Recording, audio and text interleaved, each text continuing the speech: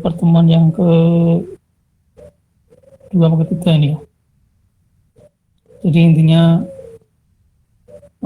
masih kita diskusi santai, makanya saya sebut acara ini acara ngopi saja. Ngobrol parametrik 1 jam bersahaja. Ngopi saja, ngobrol parametrik 1 jam saja. Jadi gini, kemarin saya sudah memberi tugas sederhana supaya mulai pada eksplorasi ya, eksplorasi gitu, hal yang terkait dengan parametrik.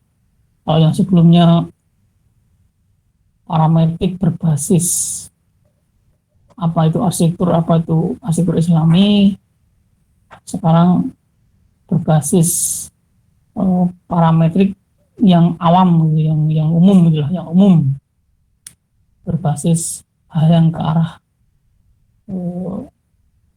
ukuran-ukuran yang algoritmik, yang matematis gitu.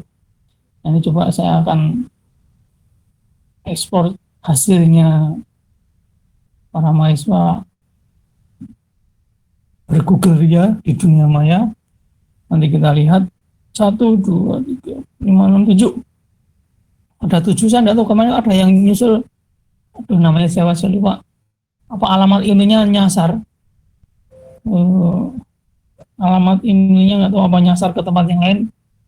Kayak dulu pernah saya tuh mendapat mahasiswa ujian atau UAS atau UTS saya lupa, itu dikumpul ke tempat temennya, di email ke tempat temennya. Dia merasa sudah ngirim, padahal ngirim emailnya itu ngirim ke temennya. Tapi kan nilainya kosong. Begitu saya bilang, kalau nilaimu masih kosong, maka nilaimu berbeda dengan teman-temannya. Dia bilang, lu saya ngirim kok Pak. Nah, ini saya suruh screenshot ngirimnya kemana, akhirnya akan ketemu nanti siapa yang menerima. Ternyata ngirimnya itu ke temennya. Ya bagaimana saya bisa mendapatkan karya kalau salah ngirim gitu aja, salah alamat ngirim, maunya ngirim ke saya tapi ngirim ke temannya. Nah, saya tidak tahu apakah kemarin ada mahasiswa yang nyusul itu juga belum mendapatkan email saya, tapi ini sudah rutin nih, kayak Teja, Zata, Rizky, pokoknya yang teman-teman ini sudah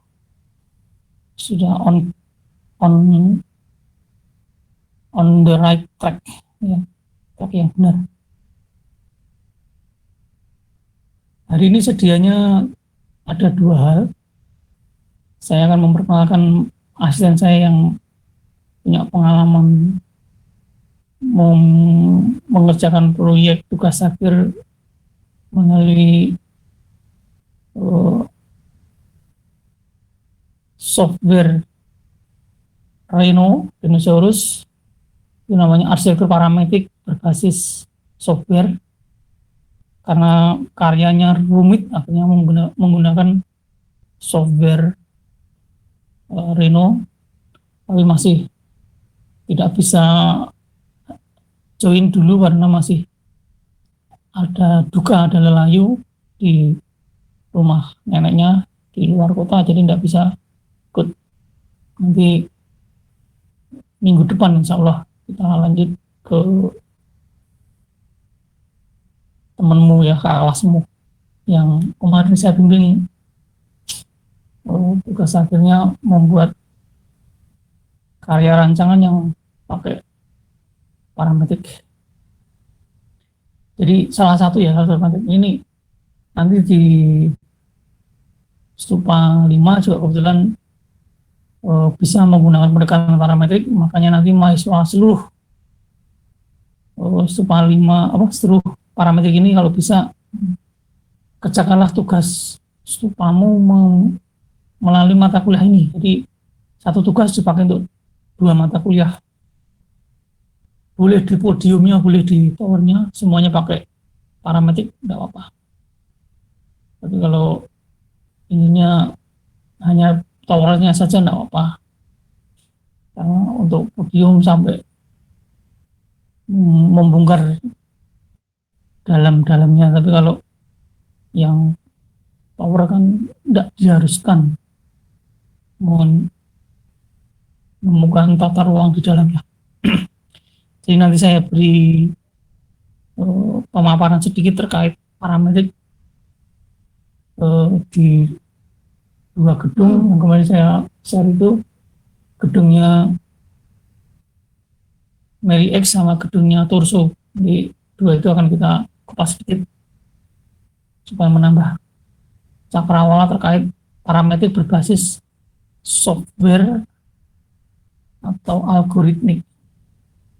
Sebenarnya kalau pemahaman parametrik dengan konsep arsitektur yang merancangnya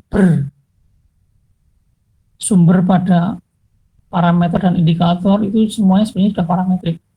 Nah, termasuk ada regulasi-regulasi yang membatasi para arsitek berkarya itu kan sebenarnya sudah parametrik. ADW-nya berapa, KLB-nya berapa, jarak bebas bangunan itu berapa, koefisien tapak basementnya itu berapa. Jadi semua dibatasi, tidak boleh liar. Artinya ada semacam parameter dan indikator supaya merancang itu beradab. Ya, itu namanya sudah parameter juga. Jadi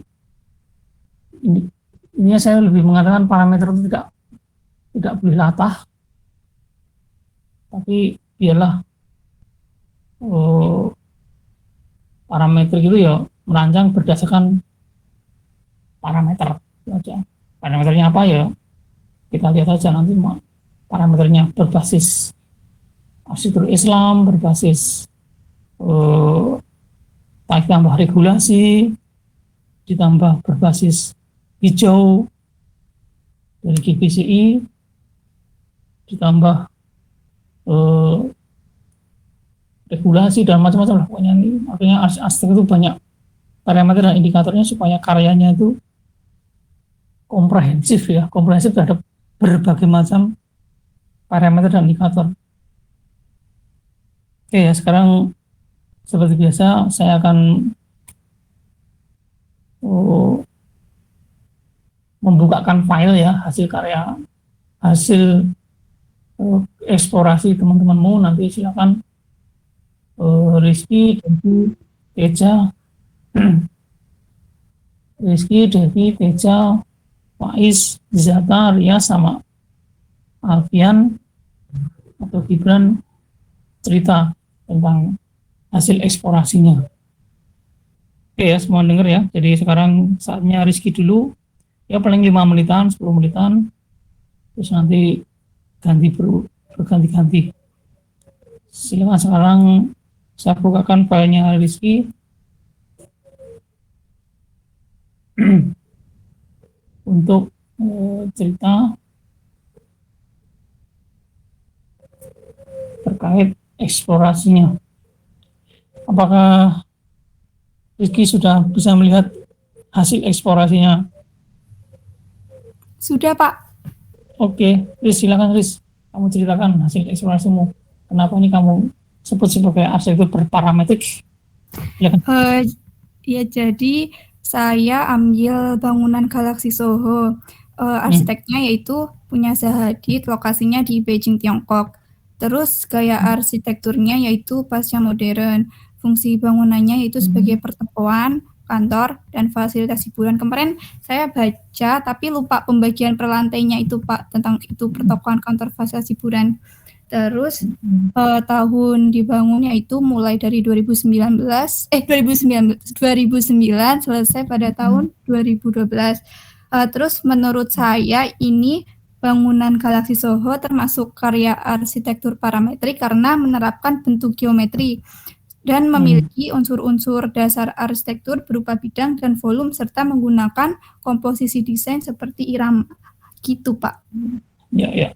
Jadi basisnya dikatakan parametrik karena mempunyai bentuk yang geometris ya. Bentuk yang geometris itu ya. Bentuk yang kita ingat waktu matematika kan dibagi 3, aljabar, aritmatika, sama geometri. Kalau menurut kamu sendiri geometris itu ngapain? Pendekatan apa? Kalau saya aljabar itu yang ke arah itu kan, yang ke arah angka-angka yang, terus aritmatika itu yang ke arah eksponensial apa permutasi, kombinasi dan sebagainya. Kalau geometrik itu apa kira-kira? Nyatanya. Ke itu Pak, bentuk. Jadi kayak kubus, kerucut, bola gitu-gitu ya. Iya. Main-mainnya yang ke arah gitu ya. Kenapa? Jadi intinya bukan yang ke arah persamaan kuadrat atau persamaan apa pangkat 2, pangkat 3. Pokoknya bukan angka.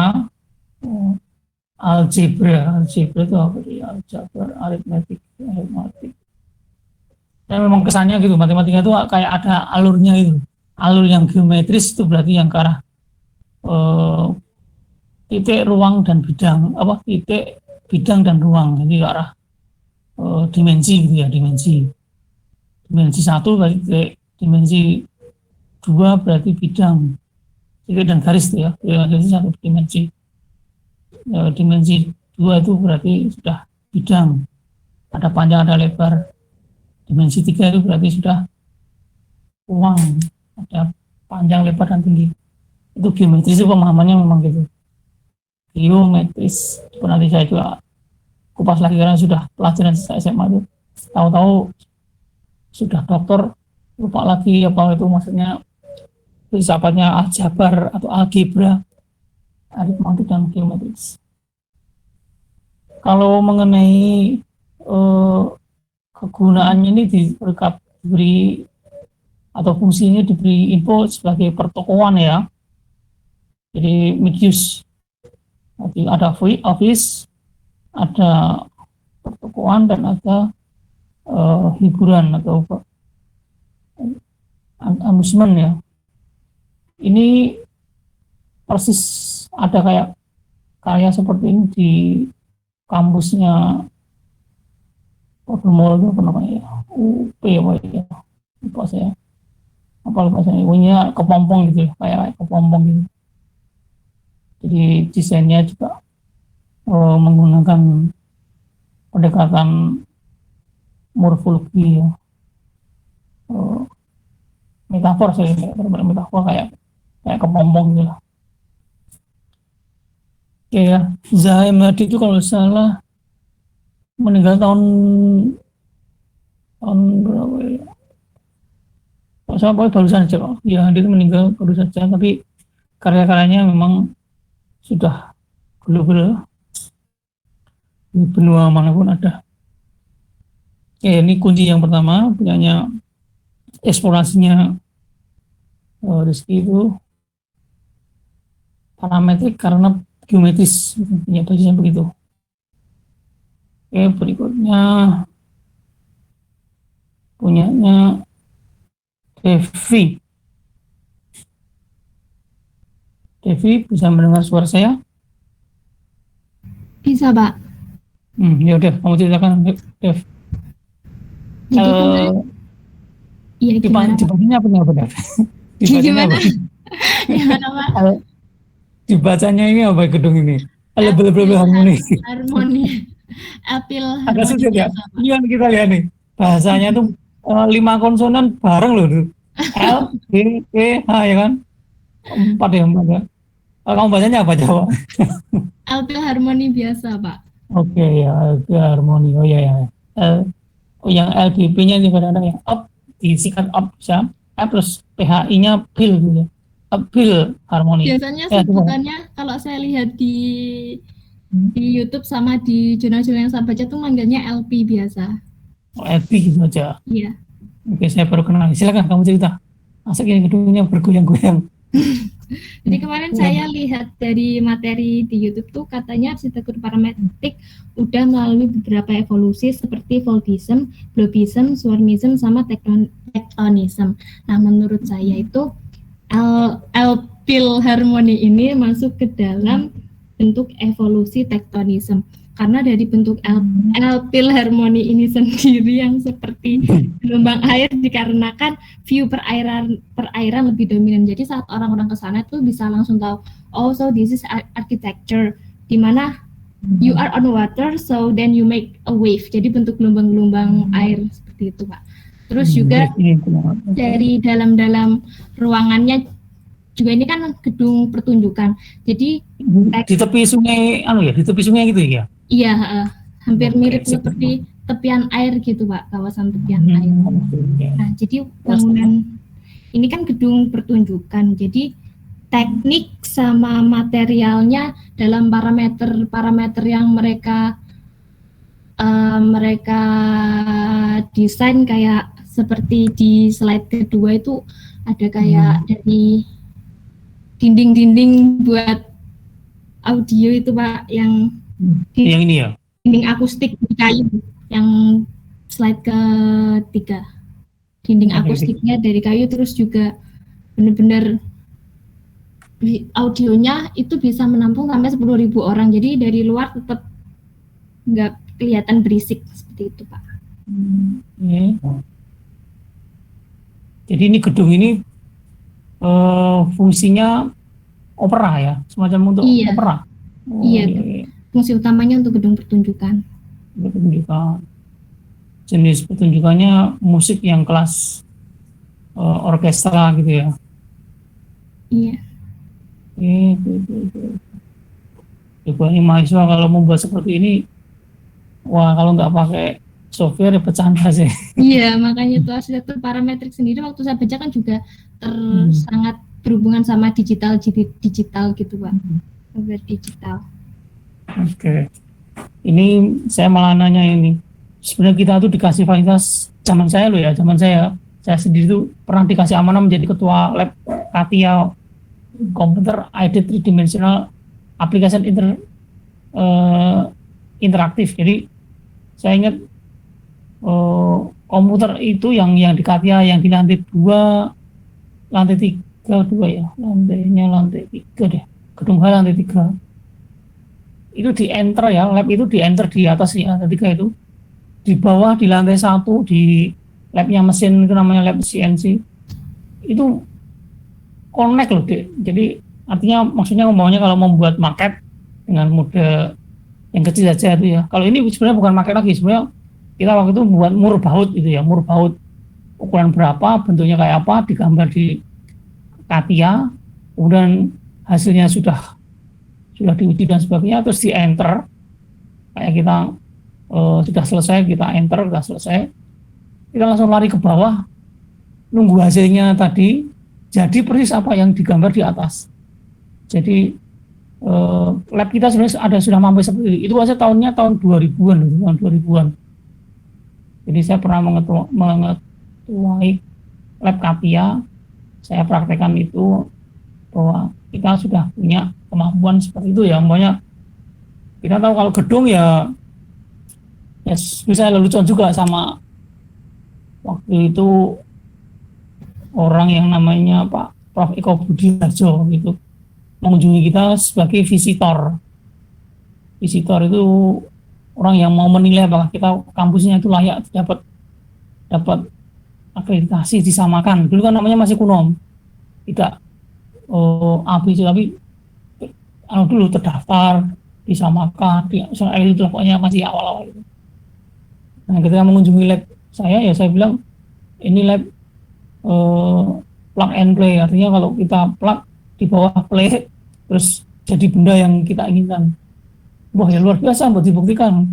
Ini buktinya sudah ada yang kalau lama Pak, buktinya sudah ada. Terus perkembangan berikutnya nanti asik itu Pak Prof. Eko Budiarjo almarhum itu kan orangnya lucu orang itu.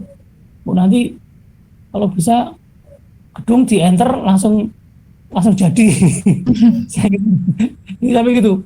Lalu contoh gitu, kalau ini kan scrub kan hanya kecil, hanya 2x3 cm kali tinggi 4 cm berapa, sama merbautnya kecil.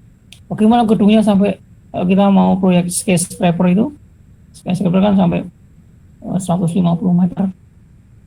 Wah, saya juga nggak nyampe itu ilmunya Pak, membuat CNC yang sampai 150 meter. Intinya kalau model atau maket bisa maket aja, tapi kalau modelnya 1:1 kayak orang mesin, wah itu kuli-kuli bangunan mandor-mandor nggak laku nanti. Hanya karena di enter semuanya jadi. Tapi kalau dugaan saya akan ada nanti tipenya per persil-persil atau perpotong-potong kayak ini kan, kayak kita sekarang membuat masing-masing kulit itu mempunyai dimensi yang tidak bisa dibuat di pabrik, namanya akhirnya custom.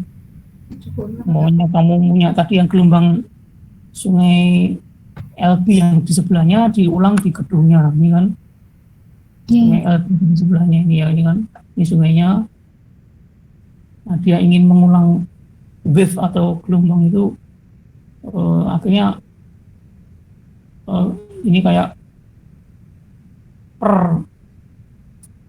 yang ini juga per bidangnya itu mempunyai panjang lebar dan tekuan yang beda-beda, nggak bisa dikerjakan oleh manual, harus pakai mesin digital, betul digital ya.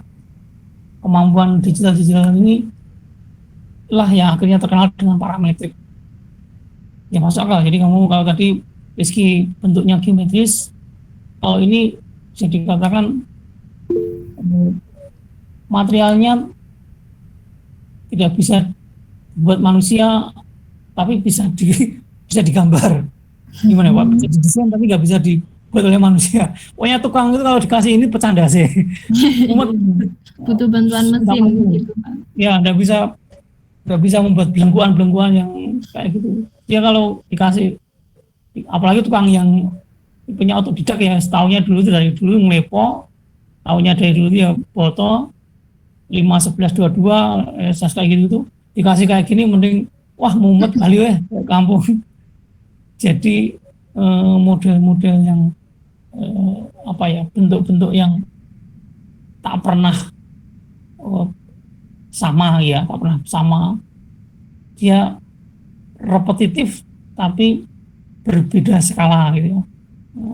Repetitif harus skalatis ya gitu aja, repetitif harus skalatis, dikerjakan oleh manusia sulit itu, maka ada sifat parametrik muncul di situ. Nah, saya bisa menerima itu, jadi artinya LP harmoni, pakai pil ya, LP harmoni ini kuat menjadi pendekatan parametrik karena masing-masing bidangnya itu repetitif skalatis, jadi tidak repetitif sama plek gitu ya. Nah mungkin kadang-kadang ada yang sama juga, pokoknya di bagian mana gitu mungkin ada yang sama. Ya apalagi tadi yang kamu angkat tadi, selain yang ke arah sifatnya tidak bisa human being gitu, dengan parameter desain yang sangat luas dan beragam, desain memiliki unsur yang memanipulasi dan menginformasi desain menjadi geometri dan struktur yang kompleks. Itu Voltis dari dilipat, globis itu gelembung gitu ya, globis, swarmis, dan tektonis. Kalau kamu tadi yang ke arah tektonis ya? Iya, ke arah tektonis. Tektonik itu kayak tektonik kan dari kata tekto gitu ya, pokoknya isem itu biasanya aliran mendasar, aliran tekto, aliran mendasar.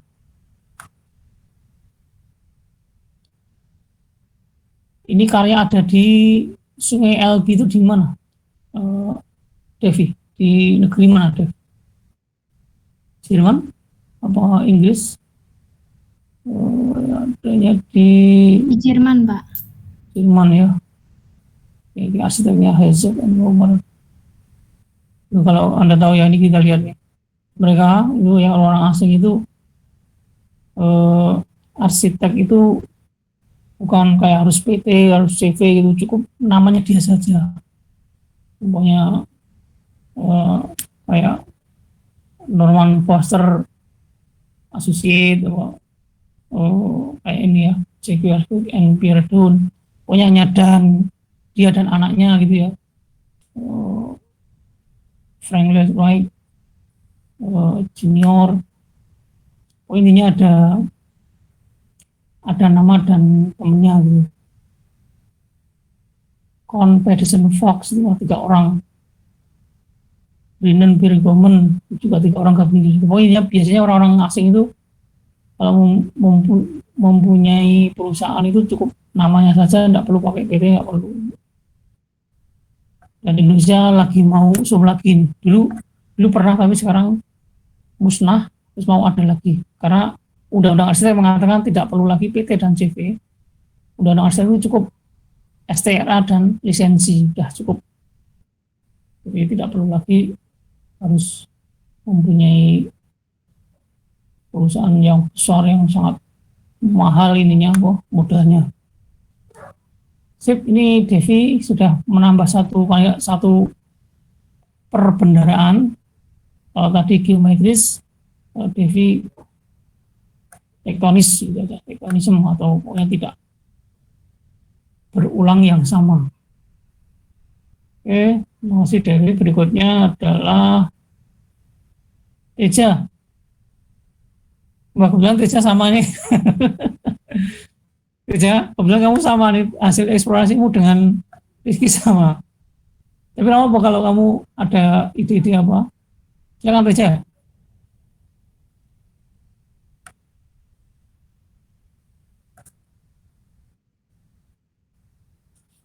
Teja mendengar saya? Atau sudah on tapi speakernya masih unmute?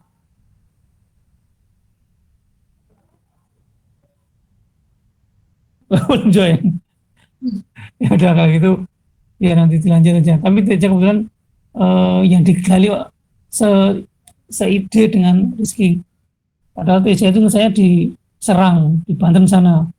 Kalau Rizky itu saya di Solo. Hei Riz, kamu di Solo ya Riz? Di Kebumen, Pak. Oh, Kebumen.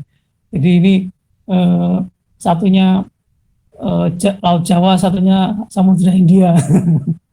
Jadi beda laut, kalian beda laut tapi idenya sama. Kebumen Kebumen juga sudah dekat Samudra India. Sorry, saya pikir tadi Tegal, maksudnya ke arah Laut Jawa gitu. Oke, nanti biar kalau dia sudah nyusul biar cerita nggak apa. Berikutnya Faiz. Faiz mendengar saya?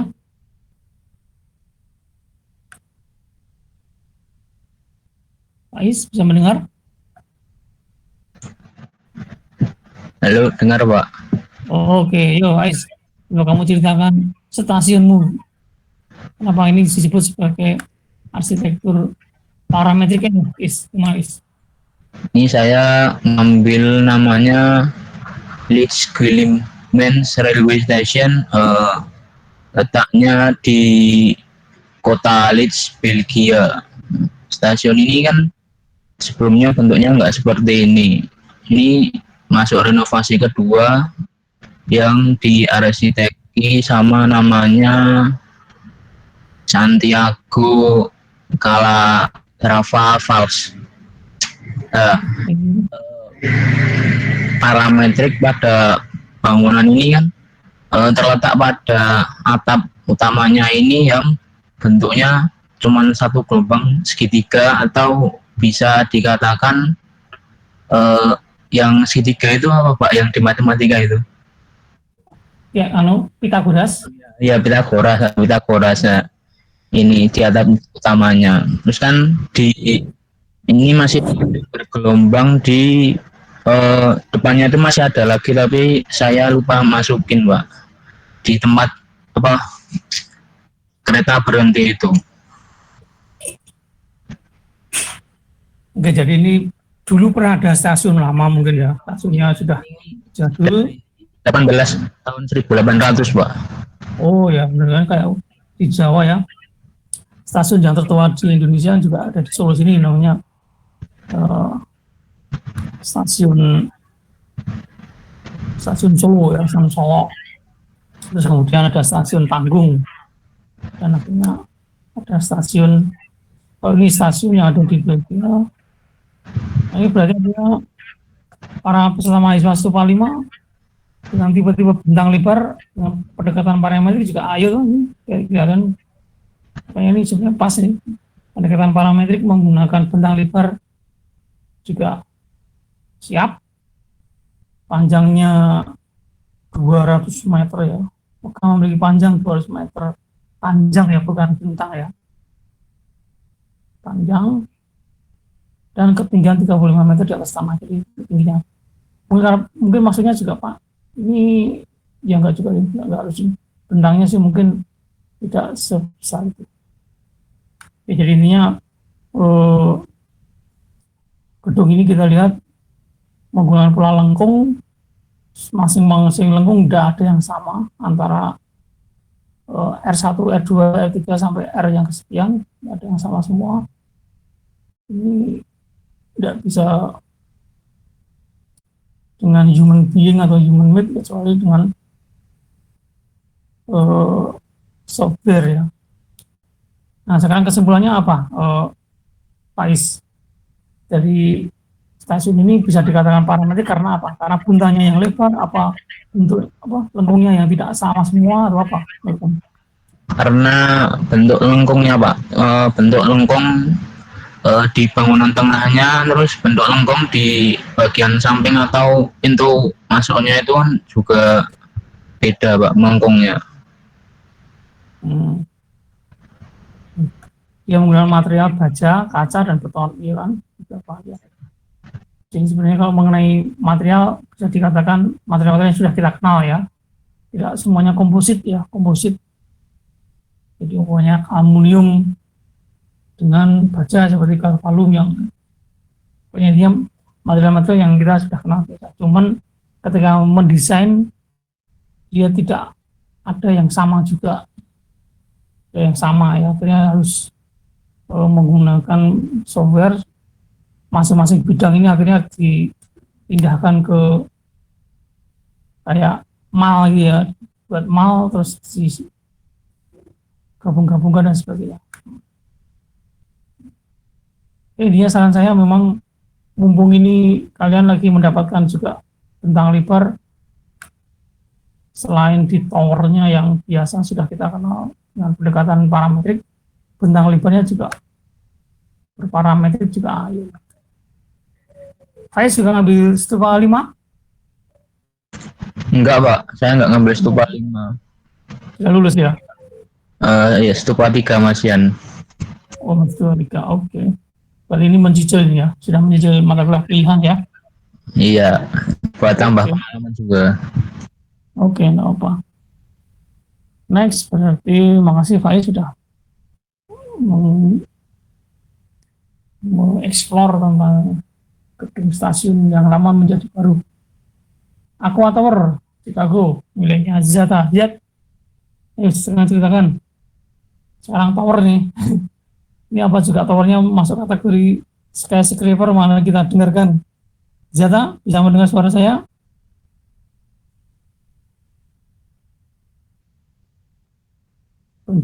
Oke. Nanti tolong diingetin ya yang belum siapa tadi. Ya atas sama Teja, agak saya dulu itu. Oke, enggak apa, nanti biar lanjut. Ini rupanya sudah ya, karena kemarin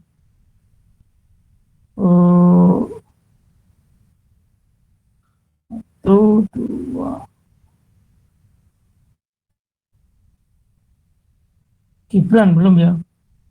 Ternyata, oh iya bener Om. Syahid dulu, Syahid. Iya Pak. Oke, Syahid.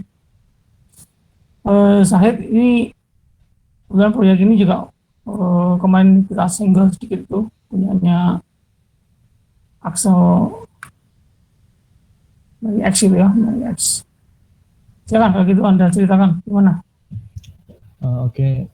Di sini saya mengambil gedung 30 Set Mary X atau yang disebut Gherkin Building ini. Saya ngambil ini karena saya tertarik dengan konsepnya di bagian gedungnya yang berbentuk silinder untuk mengurangi beban angin yang disebabkan semakin tinggi kan semakin besar tuh Pak tekanan angin. Iya, tekanan besar ya.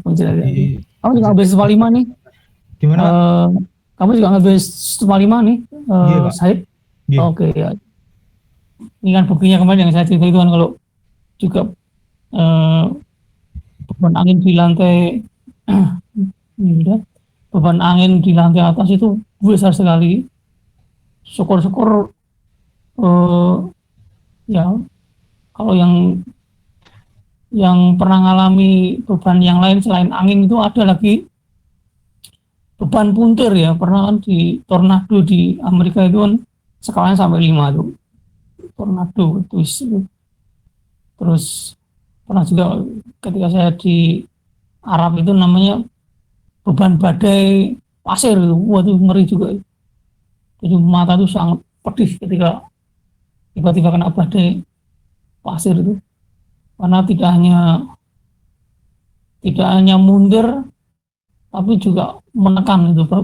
Jadi intinya orang-orang yang ada di benua-benua yang banyak kejadian-kejadian itu menurut sangat tinggi hati-hatinya ya. Saya ingat Al-Burj Khalifa itu kan adanya di Abu Dhabi, jadi dia juga kena beban badai pasir itu, sama puntir juga itu, memang mengecil sampai kecil banget. Ya silakan, kamu ceritakan apa nih yang membuat disebut parametrik. Sahid? Iya Pak, maaf Pak, lupa on mic. Silakan. Jadi ini disebut karya yang menggunakan parametrik karena itu intinya gitu aja. Ya, karena saat mendesainnya itu menggunakan aljabar Pak, sehingga bisa membentuk bangunan yang silinder menyerupai timun Pak. Ya, jadi memang pendekatannya sendiri juga memang artinya berpendekatan pakai ilmu matematika parametrik gitu ya. Iya. Ini bebannya yang kemarin saya bilang itu ya. Jadi ketika ada tekanan air yang ke bidang yang frontal tanpa lengkung, itu kalau bahasa saya ketika masih bahasa bangunan-bangunan air yang bangunan kena air itu namanya, kalau di dunia kita, tali air. Tali itu apa ya? Tali itu kayak penjebak atau pengikat atau perambat gitu ya. Air itu kan bisa kalau lagi bergerak kan bisa diarahkan, intinya gitu, diarahkan.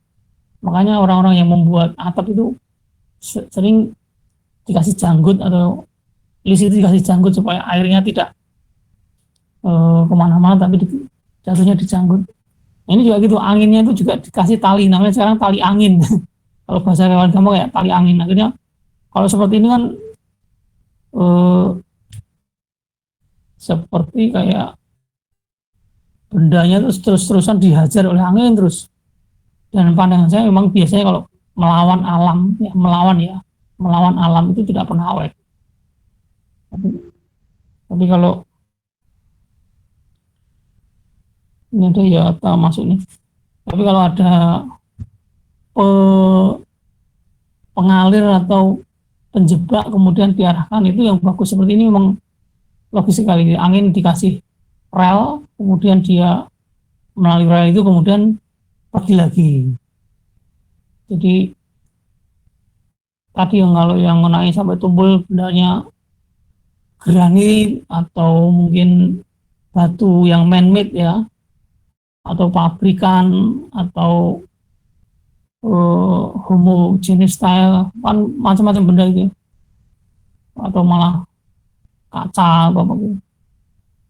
Intinya bebannya terlalu berat dan riskan, nggak akan awet. Kalau model yang dikasih tali ini kayak bersahabat dengan alam. Orang yang ada di bawahnya pun juga nggak kabur kayak ini kan, wanginya kayak membuat orang yang ada di bawah itu kocar-kacir gitu lah. Ya, jadi intinya meminimalkan beban angin supaya terjadi fluida, bahasanya itu fluida, terus mengalir gitu ya, terus mengalir. Kamu tahu kan kalau air bah itu kamu tahan, penahannya harus sangat kuat, kalau enggak mesti tipenya menjadi bawahnya yang ambiar kalau tidak kuat. Oke, jadi kesimpulannya menurut saya memang logis parametrik. Kenapa dikatakan parametrik? Ya karena memang gaya-gaya yang bekerja yang ada di gedung itu telah diantisipasi melalui software, melalui parameter, akhirnya dia merespon untuk yang gedung semakin tinggi semakin mengecil dan melengkung supaya luasannya menjadi habis, melengkung supaya anginnya dikasih aliran atau dikasih tali. Sangat logis ya. Saya pun juga pernah merasakan ketika kerja di lantai 16, buka jendela sebentar aja, lantai 12, lantai 16, sama pokoknya dia lantai-lantai itu tuh sudah kencang. Begitu buka sedikit aja langsung angin, suaranya kayak apa ya namanya, yang lesos itu pokoknya. Gitu ya, gede banget memang. Angin masuk terus segera harus ditutup untuk menghindari kertas berantakan ambiar. Apalagi di ketinggian yang sampai, Anda tahu ketika di ketinggian pesawat dia keluar tuh identitas pesawatnya, biasanya ada altitude itu ya, ada ketinggian 10.000 itu 10.000, ketinggian lagi 10.000, berapa suhunya minus 50 derajat. Dulu saya pikir semakin ke atas itu semakin panas. Dulu waktu saya kecil itu matahari kayak gitu panasnya, wah kalau semakin ke atas mesti panas banget. Ternyata kebalik, semakin ke atas itu malah minus. Suhu di luar pesawat itu ternyata minus 50 derajat. Tapi tekanannya besar sekali. Yang makanya tadi yang angin tadi, bangunan-bangunan yang tinggi itu besar sekali. Suhu minus, makanya pernah ada anak kecil yang pernah pengen, namanya apa ya, orang Jawa itu bludus itu ya, ikut, tapi biar pada tidak tahu itu loh. Dia dari Sumatera, ingat saya, di Lampung apa mana itu. Dia sembunyi di roda pesawat. Nah, ketika di roda pesawat benar, badannya kecil masih bisa masuk di roda pesawat. Tapi ketika dia naik ke atas, nggak ada yang tahu. Ya sementara beku, anak ini menggigil. Begitu di Jakarta lagi rodanya sudah harus dibuka karena pilot nggak tahu apa-apa. Ya mengenal ada benda asing di situ. Ternyata ada orang di dalam roda. Anaknya sudah beku sebentar karena minus 50 derajat. Jadi istilahnya suhu ekstrim malah terjadi di atas. Tekanan ekstrim terjadi di atas. Namanya nanti siap-siap aja kalau di atas bagaimana supaya tidak terjadi manusia kena ekstrim. Kita kan biasa dengan tekanan 1 atmosfer ya ini ya, seperti biasa ini gitu ya. Kalau sudah sampai 100 atmosfer jebol nanti, tubuh kita jebol. Kalau Anda pernah juga melihat film itu yang namanya Vertical Limit itu ya, pernah yang naik gunung, yang mengadakan the highest party in the world itu, jadi pesta tertinggi di dunia. Jadi dia mengadakan pesta di tempat yang tertinggi di dunia, di Kinain ya, di sana ya. Memang kalau kena badai, kena suhu ekstrim sampai darah itu tidak mau mengalir. Supaya mengalir harus dipotong ininya dilukai supaya terjadi aliran darah atau fluida. Kadang-kadang juga terjadi anoksia atau oksigen yang menipis. Macam-macam pokoknya di daerah tinggi itu macam-macam memang hipotermal, anoksia, beku ya, bahaya beku. Dulu ada yang namanya pendaki dari mana ya, Armstrong, ketika di Himalaya terpaksa menghabiskan 3 jarinya sendiri untuk sekedar darahnya mengalir dan ya beku. Kelihatannya ngeri, tapi memang itu daripada mati ya. Berbagai macam orang-orang pendaki itu mempunyai juga ilmu-ilmu dari alam itulah. Oke, ada lagi? Ini halaman 1, halaman habis ya? Iya, Pak. Baik ya, jadi kalau gitu berikutnya tadi Jata sudah datang. Jata sudah mendengar saya? Atau saya selesaikan dulu ya? Gibran, akhir Gibran, nanti balik lagi karena tadi ada yang lewat tapi belum sempat. Gib, bisa mendengar saya Gibran? Oke. Yuk, sekarang kenapa gedung Turso ini kamu jadikan gedung yang mempunyai pendekatan parametrik? Silakan.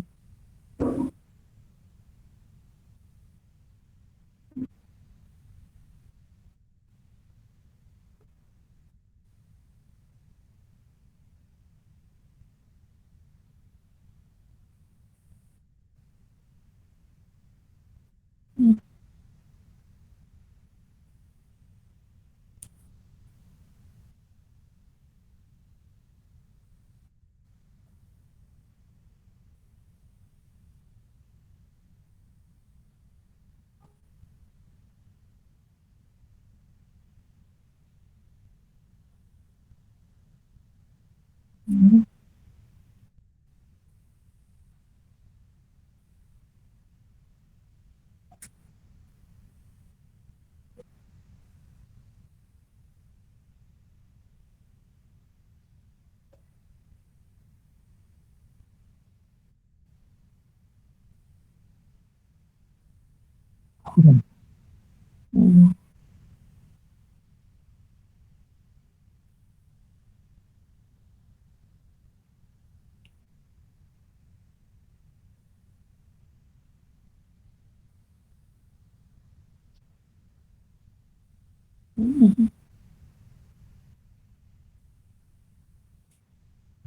Ya, kalau dari pendekatanmu, kalau tadi kan punyanya Mary X tadi kan terkait beban lateral ya, akhirnya dia melengkung dan mengecil ya, akhirnya kayak bentuknya kayak timun. Kalau ini ada nggak pendekatan-pendekatan karena masalah gaya, masalah beban atau masalah hukum-hukum mekanika teknik gitu? Kalau ini yang punyanya Turso ini.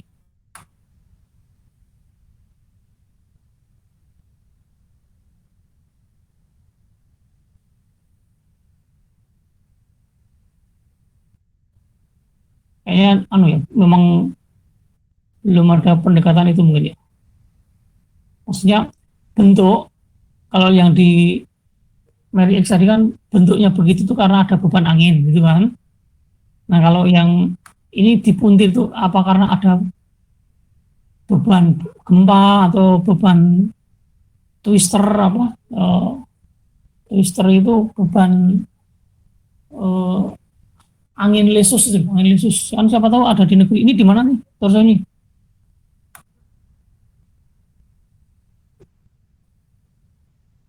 Di mana? Sweden ya. Memang kalau di Swedia memang jarang mendengar ada badai lesus atau twist, puting beliung ya, puting beliung. Jadi memang boleh kan ya, seperti yang kamu cerita tadi, dia seperti tubuh manusia yang pakai molet molet gitu ya.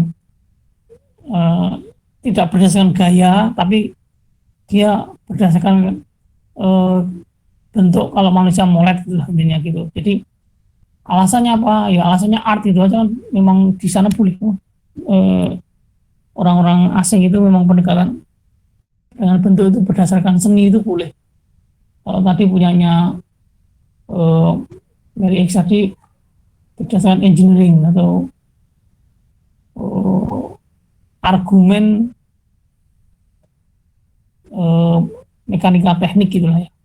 Kalau ini argumennya berdasarkan molet manusia molet atau wong lagi molet gitu muntir gitu. Kalau dari sisi sketsa gitu ya bagus ya, tapi kalau begitu sudah lihat bentuk kok kayaknya kegedean ya di atasnya. Yang atasnya kalau nggak terlalu lebih kecil, atau ini memang ada jaraknya baja ada yang jauh gitu mungkin. Ini kan jaraknya baja sama semua bagusan di sketch gitu, atau malah bagusan manusia moletnya ini. Ini adalah salah satu karya yang membuatnya nyeni, tapi maksudnya proses perancangannya nyeni atau membangunnya yang sulit ya, makanya membangunnya yang pakai software. Jadi bisa dikatakan arsitektur parametrik itu arsitektur yang cara merancang dan membuatnya itu pakai software itu boleh. Jadi kayak gitu karyamu ini menambah itu ya. Kalau tadi teman-temanmu yang sebelumnya itu merancangnya yang pakai software, merancangnya. Kalau ini menerapkannya atau merakitnya itu yang pakai software.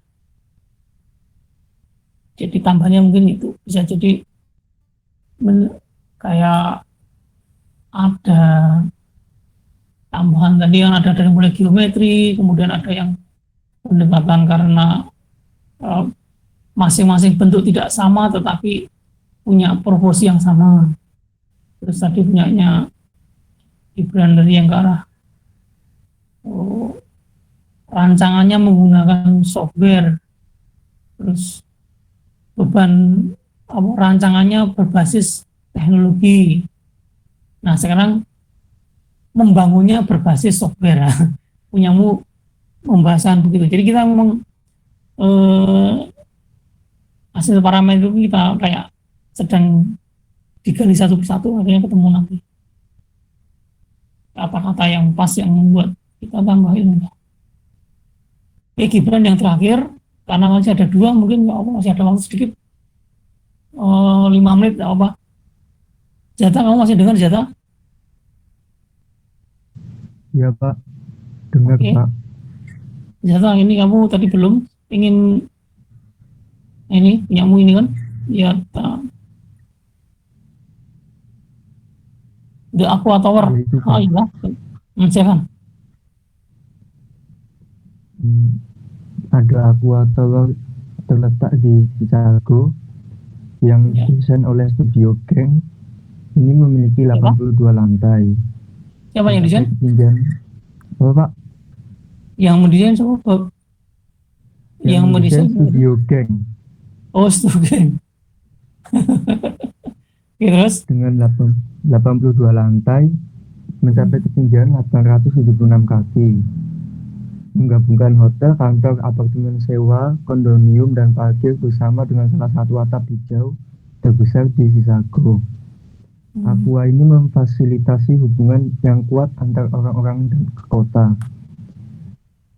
Fasad-fasadnya ini didesain seperti gelombang yang memberi kesan memperjelas hubungan antara maksud dan respon desain terhadap manusia. Meminjam dari karakteristik topografi terestrial, menara ini dibayangkan sebagai landscape vertikal yang terdiri dari perbuktian lembah dan kolam. Lalu tangga spiral skala besar menghubungkan menara dan taman umum di bawah dengan mulus. Desain untuk Aqua menggunakan arsitektur untuk menangkap dan menafsirkan kembali hubungan manusia dan luar yang terjadi secara lebih alami ketika tinggal lebih dekat ke tanah. Ini foto yang slide kedua ada taman yang berada di atap hijau Aqua Tower adalah salah satu yang terbesar di Chicago. Fitur-fiturnya termasuk sistem irigasi hemat air. Lalu di bawahnya ada foto parameter independen digabungkan untuk menciptakan arsitektur Aqua yang berada di fasadnya, seperti kontur penambahan terasnya, lalu ada pulsnya sama kolomnya, dan digabungkan menjadi fasad yang memiliki kesatuan gelombang-gelombang begini. Ya Pak, udah Pak. Ya, oke. Nah, ini nambah lagi. Kuncinya di sini kuncinya ya. Kuncinya menurut saya di sini. Punyanya Zata ini. Jadi bangunan itu masih ditambahi skin beberapa lapis gitu. Ada yang namanya lapis 1, lapis 2, lapis 3. Kemudian jadilah kulit yang sampai lapis gitu. Ini kan kayak ini kontur ditambah teras ditambah puls. Jadi ada air gitu ya, ada puls. Kemudian jadilah Aqua Tower tadi ya, Aqua Tower. Ini di kulitnya itu juga ada tanamannya enggak, Dek? Kayaknya enggak ada ya, adanya di atapnya aja ya. Kita lihat. Iya Pak, cuma di atapnya. Kalau Atapnya yang di gelombang-gelombangnya itu dimanfaatkan buat itu bersantai kayaknya Pak. Oh gitu, balkonnya gitu ya.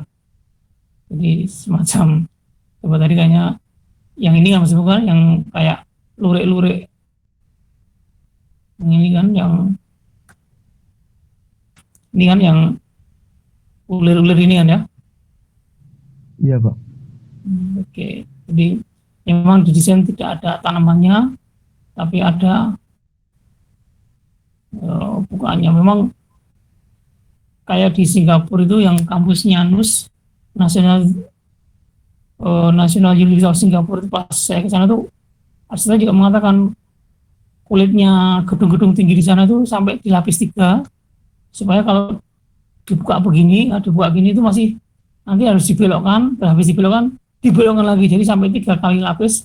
Akhirnya menemukan angin yang kecepatannya kecepatan 0,2 sampai 4 meter detik. Jadi intinya manusia kan nyamannya di situ, manusia nyamannya itu di angin yang antara nggak boleh 0, tapi nggak boleh sampai lebih dari 4. Ini saya yakin juga langsung gitu nggak mungkin, langsung gitu.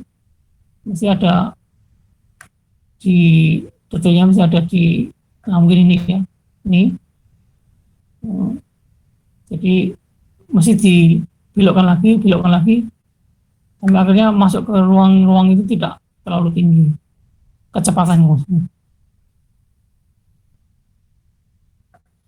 Oke, rupanya waktunya juga sudah cukup. Baik ya, jadi hari ini insya Allah dicukupkan dulu. Insya Allah minggu depan saya akan memberikan contoh Reno itu dengan asisten saya itu. Mudah-mudahan nanti bisa terlaksana supaya ya istilahnya software-software yang ada di dunia zaman now atau di dunia zaman dulu masih match. Kalau yang Katia sebenarnya saya masih bisa ya, cuman karena pandemi begini sudah nggak bisa. Darawan Katia tuh saya ingat ketika mau mendapatkan license itu lifetime, artinya lifetime itu ya sepanjang hidup. Jadi komputernya besar-besar, IBM programnya lifetime, punyanya tapi di bawah, dulu memang di bawah Fakultas Teknik ya, meskipun banyak orang mesin yang hanya memakainya, banyak orang mesin, tapi pas zamannya saya melibatkan arsitek, tapi lagi-lagi nggak bisa bertahan lama karena yang seneng di bidang komputer namanya dulu digital arsitektur itu sedikit, jadi ya sudah, karena juga kasihan memaksa orang yang nggak suka berlama-lama di Katia. Saya sendiri juga waktu harus sekolah dokter, ya sudah tidak bisa lanjut. Tapi intinya insya Allah kalau nanti pada ada kesempatan gitulah, datanglah ke lab kita namanya lab Katia. Itu software yang cocok sekali untuk parametrik. Itu karena tidak open resources atau bayar ya, apanya program bayar itu mahal tuh. Waktu itu saya ingat sekitar 100 juta sekian gitu. Izinnya itu mahal. Seperti AutoCAD kan Anda tahu, AutoCAD itu kan sekitar 60 juta. Kalau ini 100 juta ini. Yang license, yang license itu yang namanya program bukan bajakan itu ya pokoknya. Bukan bajakan. Program yang memang benar-benar itu dibeli sah dan kita diberi lifetime penggunaannya itu lifetime gitu. Kalau open resource, program open resource seperti biasa ya memang biasanya ada waktunya ya, Terus nanti diperpanjang apa enggak gitu. Termasuk mahasiswa saya waktu membuat program Rhino itu juga dia hanya dikasih waktu 3 bulan, kalau salah 3 bulan programnya ini akan hilang. Kalau sudah 3 bulan dia harus install lagi. Itu ada namanya program open resources yang gratis tapi memang berulang-ulang. Kayaknya Anda sekarang ada di zaman milenial, ada di zaman digital. Silakan Anda bereksplor mana saja yang kamu suka.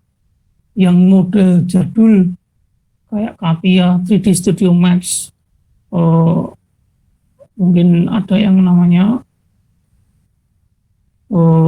sekarang sampai sekarang SketchUp, kemudian maju lagi ke Archicad, maju lagi sampai Ecotech, terus Rhino Grace, macam-macam lah pokoknya yang sampai sekarang saya malah nggak usah ngikuti karena sudah lama-lama sudah tidak punya waktu lagi. Kalau Anda sebaiknya tahu satu itu ya, supaya nanti kalau mendesain itu ada yang didekati melalui digital arsitektur gitu. Saya sarankan itulah satu aja. Mudah-mudahan nanti Anda senang dengan Rhino series software ini nanti yang akan dipresentasikan oleh asisten saya. Mudah-mudahan nanti, karena dia juga sama programnya open resource gratis lah, benar-benar gratis. Baik, kira-kira hari itu aja. Saya minta maaf kalau ada salah kata. Ini waktunya sudah cukup. Saya tutup dulu. Wabillahi taufiq wal hidayah. Wassalamualaikum warahmatullahi wabarakatuh. Waalaikumsalam. Waalaikumsalam warahmatullahi wabarakatuh. Terima kasih Pak. Oke, sama-sama.